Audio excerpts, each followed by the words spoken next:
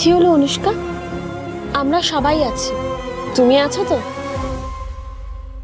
হ্যাঁ রুশাদি, আমরা সবাই মিলে চেষ্টা করব। ইয়েস।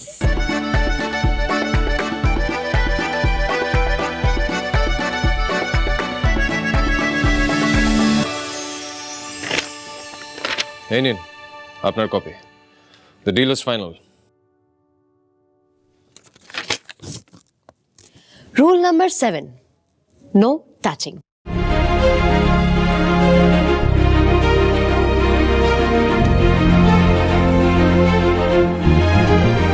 মাত্র 3 মাস, তারপর আপনার সাথে আর কোনো সম্পর্ক আমাদের থাকবে না।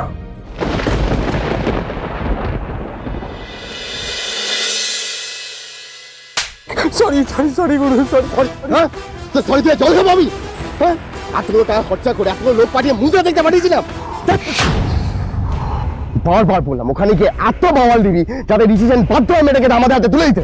তা না করে দাঁড়িয়ে দেখলো ডিসিশন মেয়েটাকে বিয়ে করলো, ও দাঁড়িয়ে দেখলো। তুমি বিশ্বাস করো আমার কথাটা, আমরা তো চেষ্টা করেছিলাম। চেষ্টা করে কি হবে? এতগুলো টাকা যে খরচা হয়েছে সেটা ক্ষতিপূরণ কে দেবে? তুই দিবি? হ্যাঁ তুই দিবি?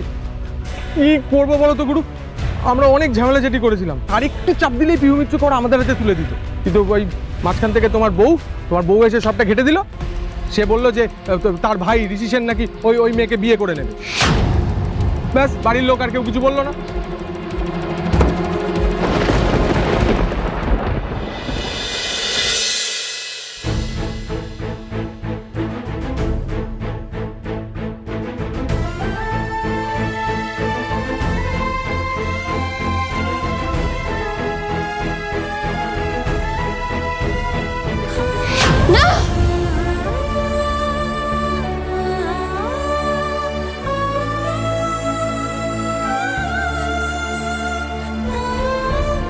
পিহু,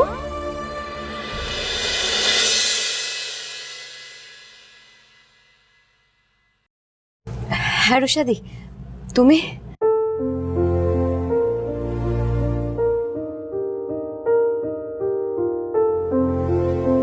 পিহু, একটা রাতের মধ্যে তোর ওপর দিয়ে যে কি ঝড় বয়ে গেছে, তাতে এত সহজে এই বিয়ের সিদ্ধান্তটা মেনে নেওয়া সম্ভব নয়, আমি বুঝতে পারছি। সত্যি তো, প্রত্যেকটা মেয়ের জীবনেই তো কত স্বপ্ন থাকে এই বিয়ে নিয়ে। বিয়ে মানে নতুন জীবন, নতুন পথ চলা, কত দায়িত্ব বলতো। একটা মানুষের সাথে আর একটা মানুষের জীবন চিরকালের মতো জুড়ে যায়। দেখ পিহু, তোর জীবনে বিয়ের মতো এত বড় একটা ডিসিশন নেওয়ার আমি কেউ নই। আমি জানি তোর কাছ থেকে একবার পারমিশন নেওয়া উচিত ছিল। তোর ইচ্ছে অনিচ্ছের কথা আমি কিচ্ছু জানতে চাইনি, কিন্তু বিশ্বাস কর, এটা ছাড়া না আমার কাছে আর কোনো উপায় ছিল না। তারপরেও বলছি পিহু, আমার ওপর তুই যদি রাগ করে থাকিস তাহলে তোর দিদিকে প্লিজ ক্ষমা করে দিস। এ তুমি কি বলছো রুশাদি? তোমার জন্য আজ এত বড় একটা শহরে আমি আছি, একটা চাকরি করছি, আর তুমি আমার কাছে ক্ষমা চাইছো? আমি জানি আজ কোন পরিস্থিতিতে দাঁড়িয়ে তুমি এত বড় একটা সিদ্ধান্ত নিতে বাধ্য হয়েছো। এই ঘটনাটার সাথে শুধু আমি আর মিস্টার সেন নই, এই এত বড় বাড়ির এতগুলো লোক, এত বড় একটা কোম্পানি, আমার মাসি, মেশো, অনুষ্কা, সবার মান সম্মান জড়িয়ে রয়েছে। আমি জানি তুমি সবার কথা ভেবেই এই ডিসিশনটা নিতে বাধ্য হয়েছো। তোর কোনো ক্ষতি হোক সেটা আমি চাই না পিহু, আর বাইরের লোকেরা তোর দিকে আঙুল তুলবে সেটা আমি মেনে নিতে পারবো না। আমি জানি রুশাদি, আমি জানি এই মুহূর্তে এই বিয়েটা করা ছাড়া আমার কাছে আর কোনো উপায় নেই। আমি হয়তো বাধ্য হয়ে এই বিয়েটা করব, হ্যাঁ, কিন্তু আমি তোমাকে মিথ্যে বলতে পারবো না রুশাদি। আমার এই বিয়েটা করার কোনো ইচ্ছে নেই, আর আমি এই বিয়েটা মেনে নিতে পারবো না। আমি জানি পিহু,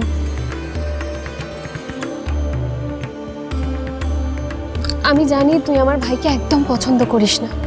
না না, তার জন্য আমি তোকে দোষ দিচ্ছি না, তার জন্য আমার ভাই দায়ী। তোরা দুজনে দুরকম মানুষ। তুই যেরকম প্রাণ খোলা, সবার সাথে মিশতে ভালোবাসিস, কথা বলতে ভালোবাসিস, আর আমার ভাই সারাক্ষণ কাজ নিয়ে ব্যস্ত। আনন্দ, মজা, হই হুল্লোড় থেকে সব সময় নিজেকে দূরে সরিয়ে রেখেছে। কিন্তু তারপরেও জানিস তো পিহু, আমি জানি না আমার কেন মনে হয় তোরা দুজনে একসাথে খুব ভালো থাকতে পারবি, খুব ভালো। এই যে একে অপরের খামতি সেটাকে ঢেকে দিতে পারবি। বিয়ে খুব সুন্দর একটা বন্ধন, যেখানে অনেক রকম মানুষ অনেকভাবে পাল্টে যায়। এই গোটা পৃথিবীটাকে নতুন ভাবে দেখতে শেখায়। এই দেখ না, এই যে ঋষিকে এতদিন তুই নিজের অফিসের বস হিসেবে দেখে এসেছিস, এখন তুই ওকে তোর জীবন সঙ্গী হিসেবে পেতে চলেছিস। এই রাগী বদমেজাজি একজন মানুষ দেখবি নিজের খোলস ছেড়ে, মুখোশ ছেড়ে তোর কাছে একদিন আসল রূপে ধরা দেবে। এই পৃথিবীতে সব থেকে দামি কি জানিস? ভালোবাসা। কোটি টাকা দিয়েও কেউ ভালোবাসা কিনতে পারে না, কিন্তু তুই খালি হাতে, শূন্য হাতে, কিছু না দিয়েও কাউকে প্রাণ ভরে ভালোবাসতে পারবি। আর দাম্পত্য যেমন মানুষকে দায়িত্ব নিতে শেখায়, ঠিক তেমনই ভালোবাসতেও শেখায়। না, আমিও তোর মতো এটাই ভাবতাম যে আমার কাছে আমার পরিবার সব থেকে ইম্পর্টেন্ট, কিন্তু বিশ্বাস কর, যবে থেকে সৌমেনের সাথে থাকতে শুরু করেছি তবে থেকে না আমার জীবনটাই পাল্টে গেছে। আমি ভেবেছিলাম হুইল চেয়ারে বসে থাকা মেয়েটার কোনো ক্ষমতা নেই, আমি আমার ভালোবাসা ওকে অন্ধ করে রাখবো, আর পুতুলের মতো যখন যেটা ইচ্ছা হবে সেটা ওকে দিয়ে করাবো। কিন্তু তা না, এই মেয়ে তো চুপ থাকতেই জানে না, ফুল ফ্যামিলির ওপর ছড়ি ঘোরাচ্ছে। এই ঋষি সেনের নামের আড়ালে না আমি আমার ব্যবসাটা আরামসে চালাতে পারছিলাম, কিন্তু পিহু যদি এই বাড়ির বউ হয়ে ঢোকে তাহলে আমার পুরো ব্যবসাটা চৌপাট হয়ে যাবে।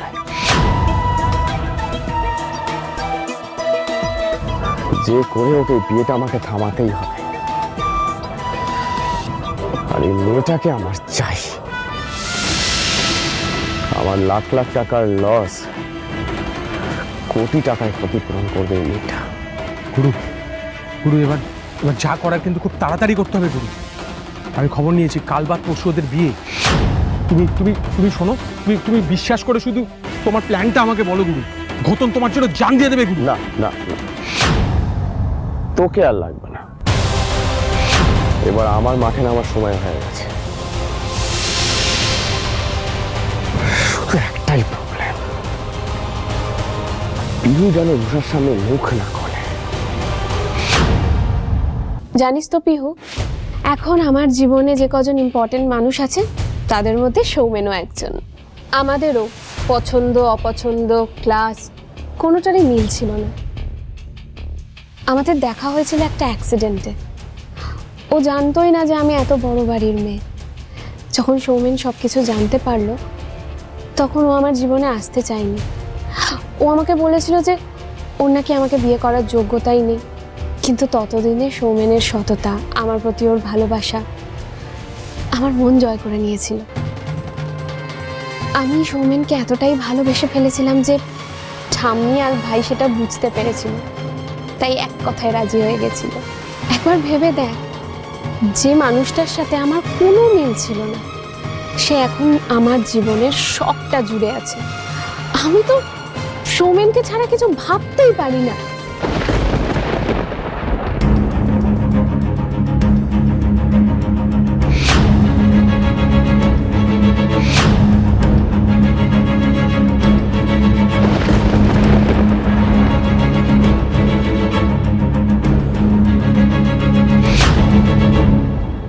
আচ্ছা রুষাদি, সৌমেনদা কোথায় যায়, কি করে, সব কিছু তো তুমি জানো না। কিছু না জেনে একটা মানুষকে এতটা কি করে ভরসা করতে পারো তুমি? হতেই তো পারে তার ভালো মানুষটা পুরোটাই একটা নাটক, আর অন্য একটা রূপ আছে তার, যেটা তোমরা বা তোমরা কেউ জানো না। খবরদার পিহু, সৌমেনের ব্যাপারে একটা খারাপ কথাও আমি শুনতে চাই না, তোর মুখ থেকেও না।